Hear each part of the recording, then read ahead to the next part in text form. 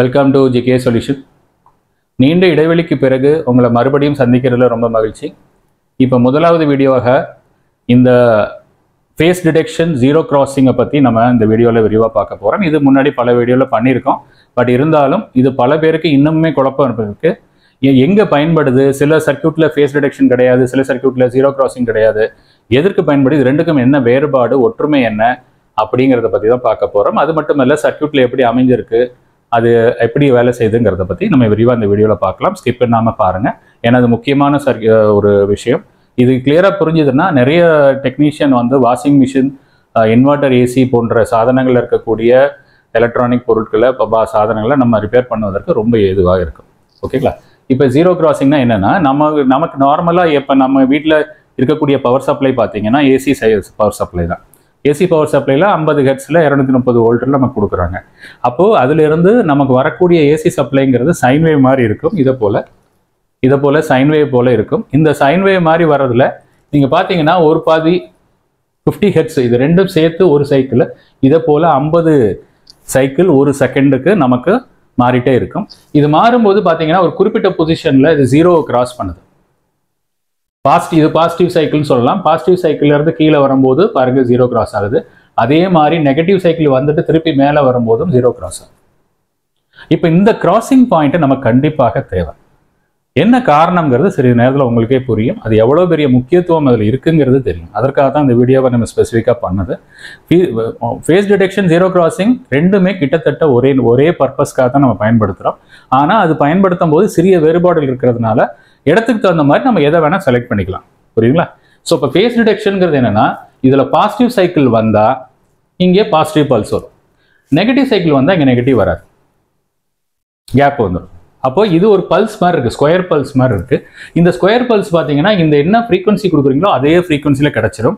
அப்போ நம்ம பாசிட்டிவ் சைக்கிளை மட்டும் ஏதாவது ஒரு இடத்துல பயன்படுத்தணும், பாசிட்டிவ் சைக்கிளில் மட்டும் நம்ம ஒரு வேலை செய்யணும் அப்படின்னா அப்போ நம்ம இந்த ஃபேஸ் டிடெக்ஷனை யூஸ் பண்ணிக்கலாம். இதுக்கு பேர் ஃபேஸ் டிடெக்ஷன். புரியுங்களா? இதுக்கு பேர் ஃபேஸ் டிடெக்ஷன். இது ஜீரோ கிராசிங். ஜீரோ கிராசிங் என்னன்னா, எப்பெல்லாம் இந்த சைன் வேவ் ஜீரோ லைனை கிராஸ் பண்ணுதோ அப்போ டிடெக்ட் பண்ணி ஒரு பல்ஸ் கொடுக்கும். அப்போ இது எதுக்கு பயன்படுத்துறாங்கன்னா, ரெண்டு ஃபேஸையும் நீங்கள் பயன்படுத்தணும்னு நினைச்சீங்கன்னா உங்களோட உபயோகத்தில் அப்போ நீங்கள் கண்டிப்பாக ஜீரோ கிராசிங் தான் போடும். ஃபேஸ் டிடெக்ஷன் போனீங்கன்னா உங்களுக்கு ஒர்க் பண்ணாது. ஏன்னா இதில் இப்போ நெகட்டிவ் சைக்கிள் இதில் காமிக்கவே இல்லை, இதில் பிளாங்க் ஆகிடுது.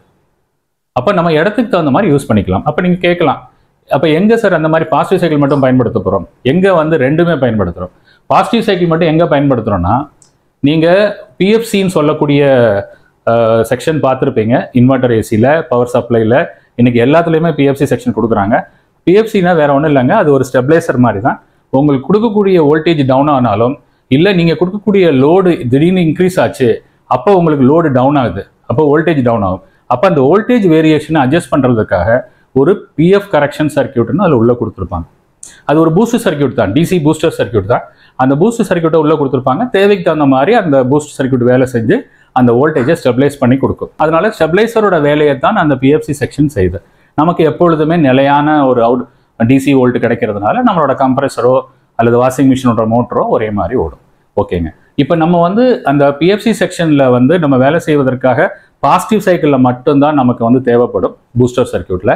நெகட்டிவ் சர்க்யூட் பூஸ்டர் சர்க்யூட்டில் வேலை செய்யாது. அந்த மாதிரி சமயத்தில் நம்ம ஃபேஸ் டிடெக்ஷன் சர்க்யூட் உபயோகப்படுத்திக்கலாம். புரியுங்களா? அதை பற்றி நான் இன்னும் கொஞ்சம் விரிவாக சொல்கிறேன்.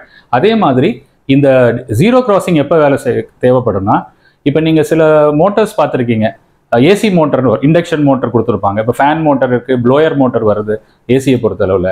இல்லை உங்களோட வாஷிங் மிஷின் மோட்டரே ஏசி மோட்டராக இருக்குது, டிசினா பிஎல்டிசி மோட்டர் தாங்க, டிசி மோட்டர் இல்லாமல் ஏசி மோட்டராக இருக்குது. இப்போ அந்த மாதிரி சமயத்தில் அந்த ஏசி மோட்டரை வேரியபிள் ஸ்பீடாக கன்வெர்ட் பண்ணோம்னா நிச்சயமாக ட்ரையாக்குங்கிற ஒரு சாதனம் தேவை. இது நீங்கள் கேள்விப்பட்டிருப்பீங்க. வீட்டில எல்லாம் யூஸ் பண்ணுறவங்க டிம்மர், அதே சர்க்யூட் தான். இதை பற்றி கூட நம்ம வீடியோவில் பண்ணியிருக்கிறோம். ஸோ அந்த ட்ரையாக்குக்கு நீங்கள் ட்ரிகரிங் கேட் ட்ரிகர் பண்ணுறதுக்கு சரியான நேரத்தில் ட்ரிகர் பண்ணணும். அப்போ தான் அது இந்த சைன் வேவை நீங்கள் பிரேக் பண்ண முடியும். அதனால அதோட ஸ்பீடு வேரி ஆகும். புரியுதுங்களா? அப்போ எப்பெல்லாம் ஜீரோ கிராஸ் பண்ணுதோ அதுக்கப்புறம் நீங்கள் குறிப்பிட்ட டயத்தில் கரெக்டாக அந்த ட்ரிகர் பண்ணணும், கேட்டு ட்ரிகர் பண்ணணும். அப்போ அந்த மாதிரி சமயத்தில் பாசிட்டிவ் சைக்கிளும் வேணும், நெகட்டிவ் சைக்கிளும் வேணும். அப்போ தான் அந்த மோட்டர் வேலை செய்யும்.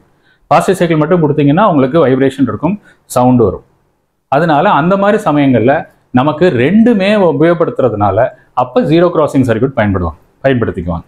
அப்போ எப்பெல்லாம் ஏசி மோட்டார், அதாவது ஃபேன் மோட்டர் வந்து ஏசி மோட்டராக இருந்தால், டிசி மோட்டராக இல்லாமல் ஏசி மோட்டராக இருந்தால் அதை வந்து அப்போ ஜீரோ கிராசிங் கண்டிப்பாக தேவை. அதே மாதிரி பிஎஃப்சி செக்ஷன் இல்லாத சர்க்யூட் இப்போ வர்றதில்லை. ஸோ பிஎஃப்சி சர்க்யூட் இருந்துச்சுன்னா கண்டிப்பாக ஃபேஸ் டிடெக்ஷன் சர்க்யூட் இருக்கும். புரியுங்களா? அது மட்டும் இல்லை, ஃபேஸ் டிடெக்ஷன் சர்க்யூட்டோட ஃப்ரீக்வன்சி பார்த்தீங்கன்னா இது பாருங்க, இது 50 ஹெர்ட்ஸ் நம்ம கொடுக்குறோம், இதுவும் 50 ஹெர்ட்ஸே வந்துடும், 50 ஹெர்ட்ஸே வரும். அதை போல இது வந்து இதுல ஒரு சைக்கிளுக்கு 2 தடவை கிராஸ் ஆகுதுன்னு சொன்னேன். பாசிட்டிவ் ஃபேஸ்லையும் கிராஸ் ஆகுது, நெகட்டிவ் ஃபேஸ்லையும் கிராஸ் ஆகுது. அப்போ இதோட ஃப்ரீக்வன்சி 100 ஃப்ரீக்வன்சியா இருக்கும். இதை பத்தி அக்கறை இல்லை. பட் இந்த 2 ஃப்ரீக்வன்சியுமே 2 பல்ஸையுமே நம்ம மைக்ரோ கண்ட்ரோலர் தான் கொடுக்குறோம். மைக்ரோ கண்ட்ரோலர் அதுக்கு தகுந்த மாதிரி நம்ம டிசைன் பண்ணிக்கலாம். நம்ம கோடு எழுதுறதான், அந்த கோடில் வந்து 50 ஹெர்ட்ஸ்க்கு என்ன பண்ணணும், அல்லது 100 ஹெர்ட்ஸாக இருந்தால் 100 ஹெர்ட்ஸ்க்கு என்ன பண்ணணுங்கிறத நம்ம எழுதிக்கலாம். புரியுங்களா? ரொம்ப சிம்பிள். ஸோ அப்போ இதுதான் அதோட பேசிக்கு. இது எப்படி அமைந்திருக்குன்னு பார்ப்போம். முதலாவதாக ஃபேஸ் டிடெக்ஷன் சர்க்யூட். இப்போ இதில் பாருங்க எப்படி அமைந்திருக்குன்னு பாருங்க. இது வந்து ஒரு பிஎஃப்சி சர்க்யூட். நான் சொன்னது போல இது பிஎஃப்சியில் எப்படி வேலை செய்யணும்னு பார்க்குறோம். பிஎஃப்சியோட டீட்டெயில் வீடியோ வேணும்னா என்னோட சேனலில் பாருங்க, முன்னாடி நான் அதை பற்றி விளக்கமாக கொடுத்துருக்கிறேன். பிஎஃப்சி சர்க்யூட்னா வேற ஒன்றும் இல்லைங்க. இந்த இடத்துல வந்து ஒரு ரியாக்டர் கொடுப்பாங்க. இந்த ரியாக்டர் டிசிலையும் கொடுப்பாங்க, ஏசிலையும் கொடுப்பாங்க. இப்போ சப்போஸ் ஏசியில் கொடுக்குற ரியாக்டருக்கு என்ன பண்ணணும்னு பார்க்கலாம். டிசியில் பண்ணுறது வேற. புரியுங்களா? அதில் வந்து நமக்கு ஃபேஸ் டிடெக்ஷன் சர்க்யூட்டுக்கு அவ்வளோ பெரிய முக்கியத்துவம் இல்லை. பட் ஆனால் இது ஏசியில் நீங்கள் ரியாக்டர் கொடுத்துருந்தீங்கன்னா அந்த ரியாக்டர் வந்து ஏசி செட், அதாவது இந்த பிரிட்ஜ் ரெக்டிஃபயருக்கு முன்பக்கமாக கொடுத்துருப்பாங்க. பவர் சப்ளை ஃபர்ஸ்ட் ரியாக்டருக்கு போயிட்டு தான் வரும். இந்த ரியாக்டர் நீங்கள் நினைக்கிற மாதிரி சோக்கு கிடையாதுங்க. இந்த ரியாக்டர் தான் பிஎஃப்சி வேலையை செய்ய போகுது. ஆனால் நார்மல் கண்டிஷனில் இந்த ரியாக்டர் வந்து ஒரு பெரிய உதவி இல்லை. புரியுதுங்களா? ஸோ இப்போ இந்த ரியாக்டர் வந்து ஒரு சிங்கிள் காயில் ரியாக்டர் தான், சோக்கு மாதிரி. இதை நம்ம என்ன செய்யறோம்னா லைனில் கொடுத்துருக்குறாங்க. அதற்கப்புறம் நேராக இந்த சப்ளை பிரிட்ஜ் ரெக்டிஃபயருக்கு போகுது. பிரிட்ஜ் ரெக்டிஃபயருக்கு எதுக்கு போகுதுன்னா, பிரிட்ஜ் ரெக்டிஃபயர்ல இருந்து அவுட்புட்டு நேர பிஎஃப்சி ஐஜிபிடிக்கு போகுது. பிஎஃப்சியோட ஐஜிபிடிக்கு போகுது. பிஎஃப்சியோட ஐஜிபிடியோட டிரைவர் எங்கே இருக்க, மைக்ரோ கண்ட்ரோலர் ஆப்ரேட் பண்ண போகுது. அப்போ எப்போ ஆப்ரேட் பண்ணணும்? இதோட பூஸ்டர் சர்க்யூட் நீங்கள் பார்த்துருப்பீங்க, பக் கன்வெர்ட்டர், பூஸ்ட் கன்வெர்ட்டர்னு. ஸோ இப்போ அதில் பூஸ்ட் கன்வெர்ட்டரில் எப்படி பண்ணுவாங்கன்னா, இந்த இண்டக்டரில் ஒரு சைக்கிள்லையும் நம்ம லோடு கொடுத்து இந்த இண்டக்டரை லோடாக்கி, அதாவது இது பாசிட்டிவ் நெகட்டிவ் சைக்கிளில் ஷார்ட் பண்ணோம்னா இது லோட் ஆகிடும். புரியுதுங்களா? அது ஓப்பனாக இருக்கிற வரை அது சீரீஸில் இருக்கும். இதை நீங்கள் ஷார்ட் பண்ணிட்டீங்கன்னா, இது ரெண்டையும் ஷார்ட் பண்ணிட்டீங்கன்னா இந்த இண்டக்டர் வந்து லோட் ஆகும். லோடுனா வேற ஒன்றும் இல்லைங்க, அதில் மேக்னெட்டிக் எனர்ஜியை ஸ்டோர் பண்ணிக்கும். நம்ம பழைய வீடியோவில் சொல்லியிருக்கிறோம், இண்டக்டர் மேக்னெட்டிக் எனர்ஜியை ஸ்டோர் பண்ணிக்கும், கெப்பாசிட்டர் எலக்ட்ரிக்கல் எனர்ஜியை ஸ்டோர் பண்ணிக்கும். புரியுதுங்களா? அப்போ இது என்ன பண்ணுன்னா, இந்த வோல்டேஜை மேக்னெட்டாக கன்வெர்ட் பண்ணி ஸ்டோர் பண்ணிக்கும், திருப்பியும் வோல்டேஜாக கொடுத்துரும். அப்போ என்ன பண்ணுவாங்கன்னா, பாசிட்டிவ் சைக்கிளில் அதை வந்து வோல்டேஜாக மேக்னெட்டாக ஸ்டோர் பண்ணிக்குவாங்க. திருப்பி அதை வந்து நெகட்டிவ் சைக்கிளில், ஏசியோட நெகட்டிவ் சைக்கிளில் அதை ரிவர்ஸ் பண்ணி வரக்கூடிய வோல்டேஜோட ஆட் ஆன் பண்ணி பூஸ்ட் பண்ணி கொடுத்துருவாங்க. அப்போ நீ பாசிட்டிவ் சைக்கிள் வரும்போது இந்த இண்டக்டரை லோடு பண்ணணும். பாசிட்டிவ் சைக்கிளோட இண்டக்டர் எப்படி லோடு பண்ணுறது? நீங்கள் வந்து அந்த டைமில் கரெக்டாக இந்த ஐஜிபிடியை சுவிட்ச் ஆன் பண்ணணும். பாசிட்டிவ் சைக்கிளில் மட்டும்தாங்க பண்ணணும். அப்போ எப்படி இதை பாசிட்டிவ் சைக்கிள் மட்டும் கண்டுபிடிக்கிறது? அப்போ தான் இந்த ஃபேஸ் டிடெக்ஷன் சர்க்யூட் நமக்கு பயன்படுது. இப்போ ஃபேஸ் டிடெக்ஷன் தான் பாசிட்டிவ் சைக்கிள். புரியுதுங்களா? ஜீரோ கிராசிங்னா ரெண்டுமே வந்துடும், நெகட்டிவ்க்கும் வரும், பாசிட்டிவ்க்கும் வரும். ஆனால் ஃபேஸ் டிடெக்ஷனில் ஒன்லி பாசிட்டிவ் ஃபேஸ்க்கு மட்டும்தான் டிடெக்ட் பண்ணும். அப்போ அந்த மாதிரி சமயத்தில் நம்ம இதை பயன்படுத்திக்கலாம். இது எப்படி அமைந்திருக்கு பாருங்க. இங்கேருந்து வந்து இண்டக்டர் போயிட்டு வெளில வருது, இங்கேருந்து வந்து பிரிட்ஜ் ரெக்டிஃபயர் போட்டு டிசியை ஐஜிபிடி டிரைவருக்கு தான் கொடுத்துருக்குறாங்க. அது வேலை செய்யாதுங்க. இந்த பூஸ்ட் கன்வெர்ட்டர் வேலை செய்யும் போது, ஆன் ஆஃப் பண்ணும்போது இது வழியாக லோட் ஆகும். ஷார்ட் சர்க்யூட் மாதிரி பாருங்க, ப்ளஸும் மைனஸும் ஷார்ட் ஆயிருக்கு. அப்போ எப்பெல்லாம் நீங்கள் டிரைவர் கேட்டுக்கு வந்து நீங்கள் சப்ளை சிக்னல் கொடுக்குறீங்களோ, பாசிட்டிவும் நெகட்டிவும் ஷார்ட் ஆகும். அந்த மாதிரி ஷார்ட் ஆகும்போது சீரீஸில் இதை கொடுத்துருக்கிறதுனால இது சீரீஸ் லேம்ப் மாதிரி. அப்போ என்ன ஆகும்? இது வழியாக சப்ளை போயிட்டு இது வழியாக ஷார்ட் ஆகி இப்படி போய்டும். அப்போ இது வந்து லோட் ஆகும். லோட் ஆகுதுன்னா என்ன அர்த்தம்? அது சார்ஜ் இருக்குது. அது ரொம்ப முக்கியம். அப்போ இண்டக்டர் வந்து நார்மலாக டிரான்ஸ்ஃபார்மர் மாதிரி வேலை செய்யலைங்க. அது வந்து ஒரு ஸ்டோரேஜ் டிவைஸ் மாதிரி. கெப்பாசிட்டர் அளவுக்கு அதிகமான அளவு ஸ்டோர் பண்ண முடியாது. அது டைரெக்டாக இப்போ கெப்பாசிட்டர் எடுத்திங்கன்னா எலக்ட்ரிக்கல் எனர்ஜியாகவே ஸ்டோர் ஆயிடும். திருப்பி எலக்ட்ரிக்கல் எனர்ஜியாக வந்த வெளியிலே கொடுத்துரும். பட் இது என்ன ஆகும்னா, இது மேக்னெட்டிக் எனர்ஜியாக மாற்றி ஸ்டோர் ஆகும். திருப்பி மேக்னெட்டிக் எனர்ஜி எலக்ட்ரிக்கல் எனர்ஜியாக மாறி வெளியில் வரும். அப்படி வரும்பொழுது அதோட திசை மாறிடும். அதனால தான் இதை வந்து நீங்கள் பாசிட்டிவ் சைக்கிளில் ஷார்ட் பண்ணீங்கன்னா நெகட்டிவ் சைக்கிளில் அது ஆட் ஆகி கொடுக்கும், அது ரிவர்ஸ் ஆகிறதுனால. அப்போ அந்த மாதிரி மேலே ஏறிடும், சரிங்களா? அந்த சப்ளை வந்து ஸ்டெபிளைஸ் ஆகிடும். ஆனால் எப்போதுமே அது தேவையில்லை. அதனால நம்ம வரக்கூடிய வோல்டேஜை செக் பண்ணிக்கிட்டே இருக்கணும். டிசியிலேருந்து செக் பண்ணாலும் சரி, அல்லது ஏசி சைட்லேருந்து செக் பண்ணாலும் சரி. அப்போ எப்பெல்லாம் பிஎஃப்சி வேலை செய்யும், வரக்கூடிய ஏசி சப்ளையில் ஏதாவது டிப் இருந்தாலும் இந்த பிஎஃப்சி செக்ஷன் ஆன் ஆகிடும். இல்லை டிசி ரயிலில் கம்ப்ரெஸரோட லோடுனால ஏதாவது டிப் இருந்தாலும் இந்த பிஎஃப்சி செக்ஷன் ஆன் ஆகிடும். அது எல்லாத்துக்கும் சென்சர் வச்சுருப்பாங்க. அந்த சென்சர் தான் detection circuit, voltage detection circuit அல்லது ஃபேஸ் டிடெக்ஷன் சர்க்கியூட், அந்த மாதிரி வச்சுருப்பாங்க. புரியுதுங்களா? ஸோ இப்போ இது போல தான் இதோட இருக்கும். இந்த பெரிய கெப்பாசிட்டர் கண்டிப்பாக எல்லா இன்வெர்ட்டர்லையும் இருக்கும். இது வந்து என்ன ஆகும்னா, நீங்கள் ஸ்டார்ட் பண்ணும்பொழுது அது காலியாக இருக்கும். அப்போ நீங்கள் ஸ்டார்ட் பண்ண உடனே இந்த கெப்பாசிட்டர் நீங்கள் லோடு எதுவும் கொடுக்க முடியாது, அதுக்குள்ளே இந்த கெப்பாசிட்டர் சார்ஜ் பண்ணணும். அப்போ சார்ஜ் பண்ணும்போது ரொம்ப அதிகமான கரண்ட் எடுத்து ஸ்டார்ட் ஆகும். புரியுதுங்களா? அதுக்காக தான் இந்த கெப்பாசிட்டர் இருந்து நீங்கள் ஃபஸ்ட்டு ஸ்டார்ட் பண்ணும்போது சில நேரங்கள் என்ன பண்ணியிருப்பாங்கன்னா, இதை மட்டும் சார்ஜ் பண்ணும்போது மெயின் சர்க்கியூட்டுக்கு சப்ளை போகாத மாதிரி ஒரு ரிலே போட்டிருப்பாங்க. ஸோ அப்போ இது சார்ஜ் பண்ணி முடித்த உடனே ஒரு குறிப்பிட்ட செகண்டுக்கு அப்புறம் மைக்ரோ கண்ட்ரோல் போய் அந்த ரிலே ஆன் பண்ணி மற்ற செக்ஷனுக்கு சப்ளை கொடுக்கும். ஏன்னா ஒரே சமயத்தில் எல்லா இடத்துக்கும் சப்ளை போச்சுன்னா பத்தாது, ஓவர்லோட் ஆகிடும். புரியுதுங்களா? ஸோ இப்போ இதுதான் இதோட சர்க்கியூட் டிசைனு. இது இந்த மைக்ரோ கண்ட்ரோலருங்கிறத பற்றி நம்ம டீட்டெயில் போக வேண்டாம். அது ஒரு சின்ன ப்ரோக்ராமிங் கண்ட்ரோலர். அதில் வந்து நம்ம 5 வோல்ட்டில் வேலை செய்யும். 5 வோல்ட்டில் நம்ம என்ன வேணால் டிசைன் பண்ணிக்கலாம். அதில் வரக்கூடிய சிக்னலை பொறுத்து அதோட அவுட்புட் நம்ம வந்து பண்ணி வச்சுருப்பாங்க. அந்த அவுட்புட்டை நமக்கு தேவையான செக்ஷனுக்கு கொடுக்குறாங்க. இந்த ஃபேஸ் டிடெக்ஷன் சர்க்கியூட் இதில் கொடுத்துருக்காங்க. சரி, இது வந்து ஃபேஸ் டிடெக்ஷன் சர்க்கியூட் எங்கே யூஸ் ஆகுதுன்னு பிஎஃப்சி செக்ஷன் பார்த்தாச்சு. இப்போ இது எப்படி வேலை செய்து பாருங்க. இது வந்து சைன் வேவாக வருது. இங்கே பார்த்தீங்களா, இது என்ன ஆகுதுன்னா, இங்கே இப்போ வேலை செஞ்சுட்டு இருக்குன்னு அர்த்தம். பிஎஃப்சி வேலை செஞ்சுட்டு இருக்கு. அதனால இதுக்குள்ளே ஸ்டோர் ஆகி அந்த எனர்ஜி பார்த்தீங்கன்னா நெகட்டிவ் சைக்கிள் நமக்கு பிரிட்ஜ் ரெக்டிஃபையருக்கு அப்புறம் பாசிட்டிவ் சைக்கிளில் தான் வரும். அப்போ பார்த்தீங்கன்னா இந்த பார்த்தீங்களா கொஞ்சம் அதிகமாகுது. இதோட ஆவரேஜ் வேல்யூ பார்த்தீங்கன்னா உங்களுக்கு கரெக்டான வோல்டேஜ் கிடைக்கும். அது மட்டும் இல்லை, இங்கே பிரிட்ஜ் ரெக்டிஃபையர் வந்து ஐஜிபிடிக்கு மட்டும்தான் போகுது. அப்போ டிசி ரயிலுக்கு தனியாக 2 டயோடை போட்டு இங்கேருந்து எடுத்துட்டாங்க. இந்த மாதிரி கூட எடுத்துக்கலாம். இங்கே இது வந்து பார்க்கையில் டயோடு மாதிரி இருக்கு, ஆனால் அது கிட்டத்தட்ட டிரான்சிஸ்டர் மாதிரி தான் இருக்கும். 3 லெக் உள்ள டிரான்சிஸ்டர் தான், ஆனால் அது டயோடு, டபுள் டயோடு. ஸோ இப்போ இந்த டயோடு வழியாக இதுதான் ஆக்சுவலாக நமக்கு ஐபிஎம்க்கு போகக்கூடிய சர்க்கியூட். இந்த சர்க்கியூட் தான் ஐபிஎம் போகுது. இது வந்து only IGBT circuit, sorry PFC ஐஜிபிடியோட சர்க்கியூட். சில நேரங்களில் 2 ஐஜிபிடியோட கொடுப்பாங்க லோடு ஜாஸ்தி எடுக்கிறதுக்காக. ஓகேங்களா? ஸோ இப்போ இது மாதிரி தான் நமக்கு வந்து நார்மலாக ஒரு பிஎஃப்சி சர்க்கியூட் அமைஞ்சிருக்கும். இதில் எங்கே பயன்படுத்துகிறாங்கன்னா ஃபேஸ் டிடெக்ஷன் இங்கே பயன்படுத்துகிறாங்க. இதை பற்றி விரிவாக பார்க்கலாம். அதை போல் ஜீரோ கிராசிங். இப்போ ஜீரோ கிராசிங் எங்கே வேலை செய்யணும் தெரியணும்ல. இப்போ ஜீரோ கிராசிங் பார்த்தீங்கன்னா இது fan motor, AC PG motor. பிஜினா பல்ஸ் ஜென்ரேட்டர் மோட்டர். பல்ஸ் ஜென்ரேட்டர்னா வேற ஒன்றும் இல்லைங்க, ஃபீட்பேக். அது உள்ள ஒரு ஹால் ஐசி கொடுத்துருப்பாங்க. அந்த ஹால் ஐசி மேக்னெட்டில் வேலை செய்யும். அந்த மேக்னெட் கிராஸ் ஆகும்போது ஒரு ஆர்பிஎம்மாக கொடுக்கும். ஸோ இப்போ அந்த ஹால் ஐசி மூலியமாக மைக்ரோ கண்ட்ரோலருக்கு என்ன வேகம், நம்ம கொடுத்த வேகம் வந்துருச்சா அப்படிங்கிறத தெரிஞ்சுக்கிறதுக்காக ஃபீட்பேக் சர்க்கியூட், அவ்வளோதான். அதுக்கு 3 வயர் தனியாக போயிடும்.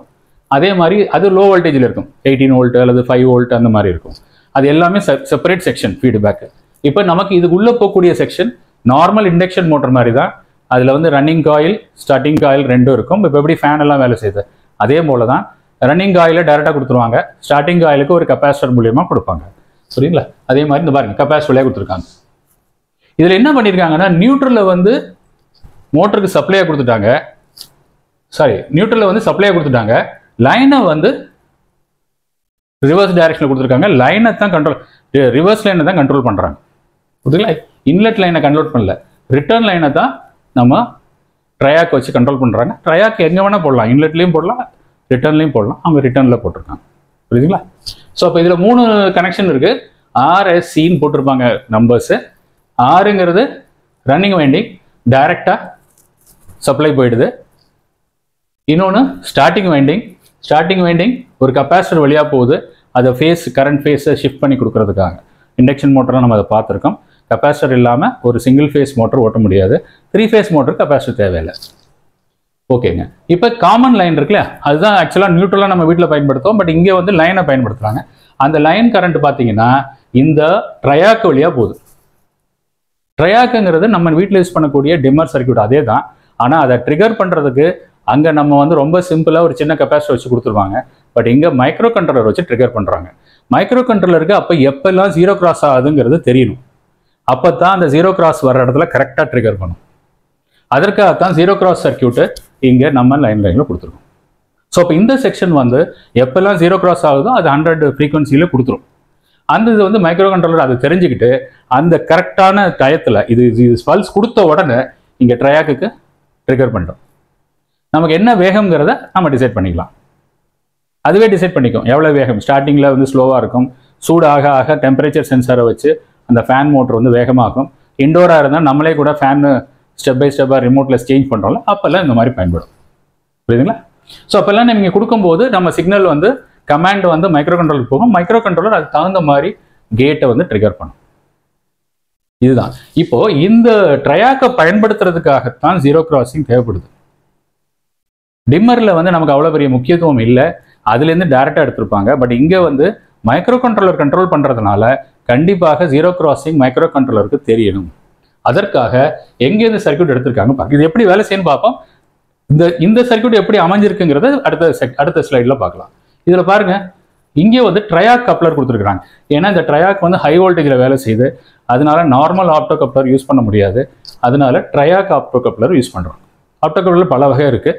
அதில் வந்து இது வந்து ட்ரையாக் ஆப்டோ கப்ளர். ட்ரையாக்னா தெரியும் உங்களுக்கு, என்ன 2 டைரக்ஷன்லையும் அதோட சப்ளை வேரியாக போகும். இது வந்து ஒரு எல்இடி மாதிரி இருக்குது. இந்த எல்இடி வந்து ஃபோட்டோ செல் மாதிரி.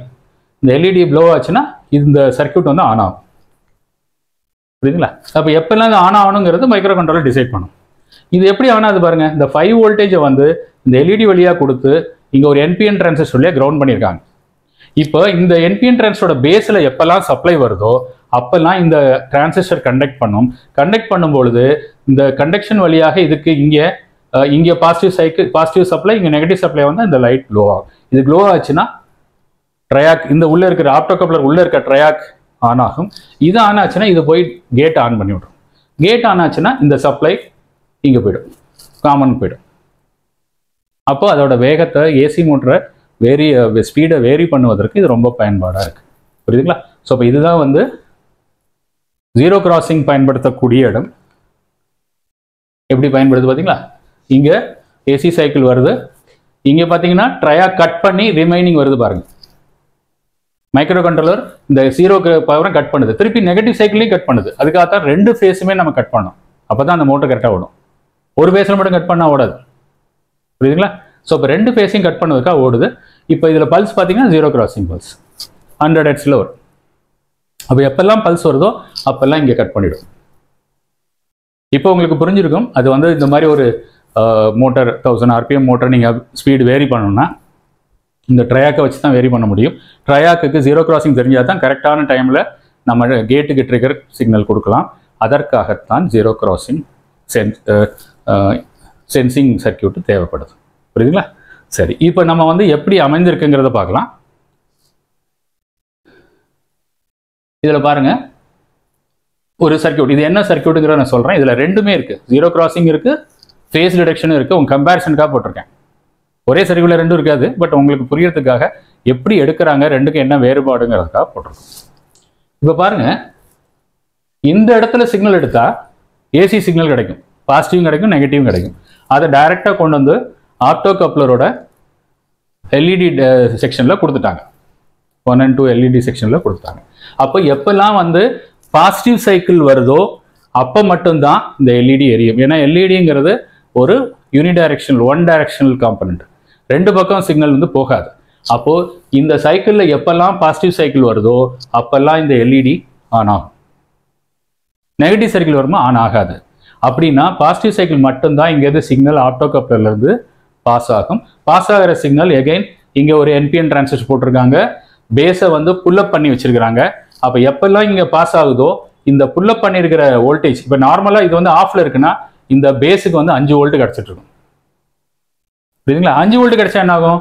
இது வந்து ட்ராப் ஆகிடும். ட்ராப் ஆச்சுன்னா இங்கே 0 கிடைக்கும். புரியுதுங்களா? ஸோ இப்போ நார்மலாக இங்கே சிக்னல் வரல, பாசிட்டிவ் சிக்னல் வரல, நம்ம சிக்னல் எதுவுமே கொடுக்கல அப்படின்னா இந்த 5 வோல்ட் வந்து இந்த பேஸை 5 வோல்ட்டாக தூக்கி நிறுத்திக்கும். அது வந்து புல்லப்னு சொல்றது. அதே மாதிரி கலெக்டர்லையும் ஒரு 5 வோல்ட் புல்லப் கொடுத்துருக்குறாங்க. ஆனால் இது புல்லப்பாக இருக்கிறதுனால இந்த 5 வோல்ட் பேஸுக்கு போனால் இந்த என்பிஎன் டிரான்சிஸ்டர் கண்டக்ட் ஆகிடும். கண்டக்ட் ஆச்சுன்னா இந்த வோல்டேஜ் ட்ராப் ஆகிடும். இதுதானே இது கிரவுண்டு, எமிட்டர் வந்து கிரவுண்டாக இருக்குது. அப்போ இது ட்ராப் ஆகிடும். ட்ராப் ஆச்சுன்னா இந்த 5 வோல்ட் புல்லப் வந்து வேலை செய்யாது. இந்த செக்ஷன் பூரா 0 தான் இருக்கும். புரியுதுங்களா? ஓகே. அதே மாதிரி இப்போ சப்போஸ் பல்ஸ் வருது. பல்ஸ் வந்தால் என்ன ஆகும்? இந்த லைட் எரியும், எல்இடி எரிஞ்சா இது கண்டக்ட் ஆகும். கண்டக்ட் ஆனால் இந்த 5 வோல்ட் கீழே இந்த செக்ஷன் 0 ஆகிடும். பேஸ் வந்து 0 ஆகிடும். 0 ஆச்சுன்னா இது கண்டக்ஷன்லேருந்து விடுபட்டுரும். இது விடுபட்ட உடனே இந்த 5 வோல்ட் அங்கே போயிடும், புல்லப் வந்து அங்கே போயிடும். அப்போது எப்பெல்லாம் ஃபேஸ் வருதோ அப்போல்லாம் இங்கே பாசிட்டிவ் சிக்னல் கிடைக்கும். புரியுதுங்களா? ஸோ இப்போ இதுதான் பாசிட்டிவ் சிக்னல். எவ்வளோ கிடைக்கும்? 50 ஹெர்ட்ஸ் தான் கிடைக்கும். எவ்வளோ ஃப்ரீக்வன்சி கொடுக்குறீங்களோ அவ்வளோதான் கிடைக்கும். 0 கிராசிங் மாதிரி டபுளாக கிடைக்காது. ஒன்று இது வந்து ஃபேஸ் டிடெக்ஷன். இப்போ 0 கிராசிங் வேணும்னா என்ன செய்யணும்? உங்களுக்கு 100 ஃப்ரீக்வன்சி உங்களுக்கு 0 கிராஸ் பண்ணணும். நீங்கள் வேணும்னா இங்கேயும் எடுக்கலாம். ஆனால் இங்கே எடுக்காமல் நான் என்ன பண்ணியிருக்கேன்? டிசி சைட்லேருந்து எடுத்திருக்கேன். டிசியில் எப்படி வரும்? இப்போ நான் காமிக்கிறேன் பாருங்கள். டிசியில் பாருங்கள் 2 பல்ஸ் வருது. நார்மலாக பிரிட்ஜ் ரெக்டிஃபயருக்கு அப்புறம் ஃபுல் வேவ் ரெக்டிஃபயர்னு பார்த்தீங்கன்னா 2 பாசிட்டிவ் வரும் இல்லையா? அப்போது ஒரு தடவையும் 0 வரும்போது இங்கே பல்ஸ் வந்துடும் பாருங்க. அப்போ உங்களுக்கு 0 கிராசிங் வேணும்னா டிசியிலேருந்து எடுத்துக்கலாம். இன்னும் நிறைய சர்க்யூட் காமிக்க போகிறேன். இதை வந்து இது ஒரு சர்க்யூட்.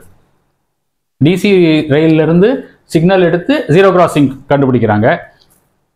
ஏசி சைடுலேருந்து ஃபேஸ் டிடெக்ஷன் கண்டுபிடிக்கிறாங்க. இது ஒரு மாடல். இது மாதிரி 2-3 சர்க்யூட் இருக்குது. நான் சாம்பிளுக்கு காமிக்கிறேன். சரிங்களா? இப்போ பாருங்க, இங்கிருந்து வரக்கூடிய சிக்னலை ரெசிஸ்டன்ஸ் பேங்க் போட்டு திருப்பி ஒரு ஆப்டோகல்வர் கொடுக்குறாங்க. ஆனால் இங்கே வந்து ஒரு ரெசிஸ்டன்ஸ் கொடுத்துருக்காங்க. இது ஒரு வோல்டேஜ் டிவைடர் போல வேலை செய்யும். இங்கேயும் இருக்கு. இங்கே இருக்கக்கூடிய வோல்டேஜ், இங்கே இருக்கக்கூடிய இந்த ரெசிஸ்டன்ஸ், இந்த ரெசிஸ்டன்ஸோட ரேஷியோ வச்சு இந்த எல்இடியோட வோல்டேஜை அட்ஜஸ்ட் பண்ணிக்கலாம். புரியுதுங்களா? நமக்கு வேண்டியது ஆன் ஆகணும், அவ்வளோதான். அங்கே வேரியபிள் வோல்டேஜ் வேணுங்கிற அவசியம் இல்லை. அதனால இந்த வோல்டேஜ் டிவைடர் நெட்வொர்க் மூலியமாக இந்த எல்இடியை டிசி வந்துச்சுன்னா ஆன் பண்ணணும். டிசி ஃபுல் வேவ் ரெக்டிஃபயர்ங்கிறதுனால 100 பல்ஸ் வந்துடும். புரியுதுங்களா? ஏன்னா இந்த நெகட்டிவ் பல்ஸ் பாசிட்டிவ் பல்ஸ் ரெண்டும் பாசிட்டிவாக போயிடுது. அப்படி பார்க்கல 100 பல்ஸ் வரும். அப்போது 100 டைம்ஸ் இது ஆன் ஆஃப் ஆகும். இது ஆன் ஆஃப் ஆகும்போது இந்த 5 வோல்ட் இங்கே என்ன பண்ணியிருக்காங்க? இங்கே கிரவுண்ட் பண்ணாங்க. இங்கே வந்து என்ன பண்ணியிருக்காங்க? 5 வோல்ட் கொடுத்துருக்குறாங்க. இந்த 5 வோல்ட் வந்து இது ஆன் ஆகும்போது கண்டக்ட் ஆகி இங்கே வரும். புரியுங்களா? அப்போ ஆஃப் ஆகும்போது இந்த கிரவுண்டு வந்து போயிடும். அப்போ ஆஃப் ஆகும்போது இது ஆஃப்ல இருக்கும். இந்த இது ஆன் ஆகும்பொழுது இந்த என்பிஎன் டிரான்சிஸ்டர் ஆன் ஆகும். இதில் மாறி வந்துச்சு. இதில் வந்து இது கண்டக்ட் ஆகும்போது இதுவும் கண்டக்ட் ஆகும். புரியுதுங்களா? அப்போ அந்த மாதிரி கண்டக்ட் ஆகும்போது என்ன ஆகும்? இப்போ இது வழியாக நீங்கள் பல்ஸ் கொடுத்துட்டீங்கன்னா என்ன ஆகும்? இங்கே பேஸுக்கு 0 வரும். இந்த டிரான்சிஸ்டர் ஆஃப் ஆகிடும். ஆஃப் ஆச்சுன்னா 5 வோல்ட் அங்கே போயிடும். அப்போது எங்கேயுமே நமக்கு ஆன் ஆகும்போது பாசிட்டிவ் சைக்கிள் வருது, ஆஃப் ஆகும்போது நெகட்டிவ் சைக்கிள் வருது. புரியுதுங்களா? அதுபோல் இது வந்து 100 ஃப்ரீக்வன்சி வருது.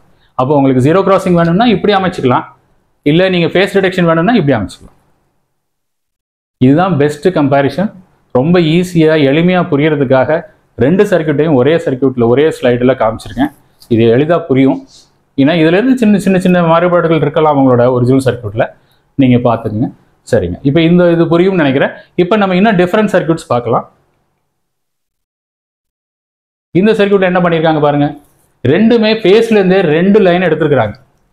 2 லைன் எடுத்து டைரெக்டாக கொண்டு போய் இங்கே பார்த்தீங்கன்னா என்ன 2 எல்இடி இருக்கு. 2 எல்இடியும் ரிவர்ஸாக கொடுத்துருக்குறாங்க. அப்போ என்ன அர்த்தம்? பாசிட்டிவ் சைக்கிளையும் டிடெக்ட் பண்ணும், நெகட்டிவ் சைக்கிளையும் டிடெக்ட் பண்ணும். அப்போ ஆட்டோமேட்டிக்காக உங்களுக்கு 100 சைன் வந்துருச்சா? அப்போ நெகட்டிவ் வந்தாலும் இது ஆன் ஆகுது, பாசிட்டிவ் வந்தாலும் ஆன் ஆகுது. அப்போ ஆட்டோமேட்டிக்காக உங்களுக்கு 0 கிராசிங் கிடைச்சிடும். 0 கிராசிங் ரொம்ப சிம்பிள். இது வழியாக போகும்போது இது பல்ஸ் வரும், பல்ஸ் வரும்போது அங்கே வந்துடும். ரொம்ப சிம்பிளாக பண்ணியிருக்கிறாங்க. அதாவது போன தடவை டிசிலேருந்து எடுத்தோம் இல்லையா 0 கிராசிங், அது மாதிரி நீங்கள் நினைக்க வேண்டாம். அப்போ 0 கிராசிங்னா டிசிலேருந்து எடுக்கணுமா? அப்படிலாம் கிடையாது. இங்கேருந்து கூட எடுக்கலாம். இங்கே எடுக்கும்போது இந்த ஆப்டோ கப்ளர் வேற ஆப்டோ கப்ளர் எடுக்கணும். நார்மல் ஆப்டோ கப்ளர்ஸை வேலை செய்யாது. இந்த மாதிரி டபுள் டயோடு உள்ள ஆப்டோ கப்ளர் எடுக்கணும். இது எப்படி தெரியும்? பார்க்கல எல்லாம் ஒரே மாதிரி தான் இருக்கும். நீங்கள் இந்த நம்பரை வச்சு டேட்டா ஷீட்டை வச்சு பாருங்கள். அந்த ஆப்டோ கப்ளருக்குள்ளே என்ன இருக்குது? நிறைய டைப் ஆப்டோ கப்ளர் இருக்குது. நீங்கள் நினைக்கிற மாதிரி ஒரு டயோடு மட்டும் கிடையாது. எஸ்சிஆர் இருக்குது, ட்ரையாக் இருக்குது, இந்த மாதிரி டபுள் டயோடு இருக்குது. புரியுதுங்களா? ஸோ இப்போ இது மாதிரி நமக்கு ஒரு 0 கிராசிங் சர்க்யூட். இந்த சர்க்யூட் எப்படி வருது பாருங்கள். இதுவும் 0 கிராசிங் தான். இந்த ஜீரோ கிராசிங் சர்க்யூட் எப்படி வருது பாருங்க. இதுலயும் ஃபேஸ்லேருந்து எடுக்கிறாங்க. ஆனா இந்த டயோடை வந்து டபுளா கொடுக்காம ஆப்டோ கப்ளரே 2ஆ கொடுத்து இதுல ஒரு டயோடு இப்படியும் ஒரு டயோடு இப்படியும் போட்டாங்க. சர்க்யூட்டை பார்த்தீங்கன்னா தெரியும் பாருங்க. இந்த பாசிட்டிவ் வந்து இங்க நெகட்டிவ்ல போகுது, இந்த ஆனோட இந்த கேத்தோட்ல போகுது. அப்ப 2 ஆப்டோ கப்ளரை நம்ம ரிவர்ஸ் பண்ணி கூட பொலாரிட்டி பண்ணி கூட போட்டுக்கலாம். அப்படி போட்டிங்கன்னா பாசிட்டிவ் சைக்கிள் இது டிடெக்ட் பண்ணும், நெகட்டிவ் சைக்கிள் இது டிடெக்ட் பண்ணும். ஆக மொத்தம் 2 சைக்கிள் டிடெக்ட் பண்ணி நமக்கு மைக்ரோ கண்ட்ரோலர் கொடுத்துரும். திருப்பி ஜீரோ கிராசிங் கிடைச்சிருச்சு. எதுக்காக சொன்னா ஒரு சர்க்யூட் ஒரு மாதிரி டிசைன் பண்ணியிருக்காங்க. உங்களுக்கு கன்ஃபியூஸ் ஆகக்கூடாது. என்னடா 2 ஆப்டோ கப்ளர் இருக்கு, சில இதில் பார்த்தா 1 தான் இருக்கும். ஆனால் 1க்குள்ளேயே 2 எல்இடியும் கொடுத்து வச்சிருப்பாங்க. இதில் பார்த்தீங்கன்னா நார்மல் 817 தான், ஆனால் 2ஐயும் இந்த மாதிரி ரிவர்ஸ் பண்ணி கொடுத்துருப்பாங்க, பொலாரிட்டி ரிவர்ஸ் பண்ணி கொடுத்துருப்பாங்க. ஸோ இப்போ இந்த மாதிரி கூட நமக்கு அமைஞ்சிருக்கும். புரியுதுங்களா? அடுத்தது இந்த டிடெக்ஷன் பாருங்க, இதுவும் ஜீரோ கிராசிங் தான். ஆனால் இதில் என்னன்னா இங்கே வந்து இது வந்து ஒரு சுவிட்ச் மாதிரி ஆக்ட் ஆகுது. இது ஜீரோ கிராசிங் மாதிரி வராது, இது வந்து ஃபேஸ் டிடெக்ஷன் தான். சாரி, நான் ஜீரோ கிராசிங் எழுதிட்டேன். இதுக்கு இடத்துல ஃபேஸ் டிடெக்ஷன் சர்க்யூட் தான். பட் இதில் என்னன்னா நம்ம இது எப்போ உங்களுக்கு இந்த செக்ஷன் ஆன் ஆகணுங்கிறத மைக்ரோ கண்ட்ரோலர் டிசைட் பண்ணுது. அதுக்காக ஒரு எலக்ட்ரானிக் சுவிட்ச் போட்டிருக்கிறாங்க. எலக்ட்ரானிக் சுவிட்சும் கிட்டத்தட்ட ஆப்டோ கப்ளர் மாதிரி தான். ஒரு எஸ்சிஆர் ஆப்டோ கப்ளரை சுவிட்ச் மாதிரி யூஸ் பண்ணியிருக்காங்க. அப்போ எப்பெல்லாம் வந்து இந்த செக்ஷன் ஆன் ஆகணும்னு நினைக்கிறோமோ அப்போ மைக்ரோ கண்ட்ரோலர்லேருந்து ஒரு சிக்னல் போய் இந்த சுவிட்சை ஆன் பண்ணோம். சுவிட்சை ஆன் பண்ணால் இந்த சப்ளை நேரம் இங்கே போயிட்டு இந்த எல்இடி வந்து பல்ஸ் பண்ணும். இந்த பல்ஸ் பண்ணும்பொழுது உனக்கு அங்கே கிடைக்கும். பட் இது ஜீரோ கிராசிங்கில் ஃபேஸ் டிடெக்ஷன் சர்க்யூட் 50 ஹெர்ட்ஸ் தான் கிடைக்கும். ஏன்னா இதில் ஒரே ஒரு எல்இடி தான் இருக்கு. 2 எல்இடி இருந்தால் 2 கிடைக்கும். 2 எல்இடியும் வரதான் கிடைக்கும். ஓகேங்களா? ஸோ இப்போ இது மாதிரி நமக்கு வந்து ஒரு சர்க்யூட் இருக்குங்கிறதுக்காக காமிச்சிருக்கிறேன். ஏன்னா இந்த சர்க்யூட் வந்து சில இதில் பார்த்துருப்பீங்கன்னா இந்த செக்ஷனை வந்து எல்லாம் ஒர்க் பண்ணதுக்கு அப்புறம் இந்த செக்ஷன் ஆன் ஆகிற மாதிரி வச்சிருப்பாங்க. ஜீரோ கிராசிங் ஆன் ஆகிற மாதிரி வச்சிருப்பாங்க, அல்லது ஃபேஸ் டிடெக்ஷன் சர்க்யூட் ஆன் ஆகிற மாதிரி வச்சிருப்பாங்க. புரியுதுங்களா? அதுக்கு முன்னாடி இந்த சர்க்யூட் ஆன் ஆகக்கூடாது. ஏன்னா இது ஆன் ஆச்சுன்னா அந்த பிஎஃப்சி செக்ஷன் ஆன் ஆகிடும். அதுக்காக அதை வச்சிருக்கிறேன். புரியுதுங்களா? ஸோ இப்போ இதுதான் வந்து நம்ம பார்க்கக்கூடிய இது. பாருங்க, இது எப்படி வருது பாருங்க. ஜீரோ கிராசிங் போட்டேன், சாரி, இது வந்து ஃபேஸ் டிடெக்ஷன் மாதிரி தான் வரும். புரியுதுங்களா? நிச்சயமா இந்த வீடியோவில் வந்து உங்களுக்கு ஒரு தெளிவு கிடைச்சிருக்கும். பிஎஃப்சின்னா என்ன, ஜீரோ கிராசிங்னா என்ன, அது 2 ஒன்றுன்னா அப்போ எங்கெங்கே பயன்படுத்துகிறோம் அதை பொறுத்து சொன்னேன். ஒரு ஃபேஸ் டிடெக்ஷன் வந்து பிஎஃப்சி சர்க்யூட் யூஸ் பண்ணுறாங்க. ஜீரோ கிராசிங் வந்து ஃபேன் மோட்டரோட ரெகுலேட்டரில் ட்ரையாக்கை கண்ட்ரோல் பண்ணுறதுக்காக பயன்படுத்திக்கிறாங்க. அது போக இன்னும் மற்ற காரணங்களால் கூட யூஸ் பண்ணிக்கலாம். பட் மேஜர் முக்கியமான உபயோகம் இதுதான்.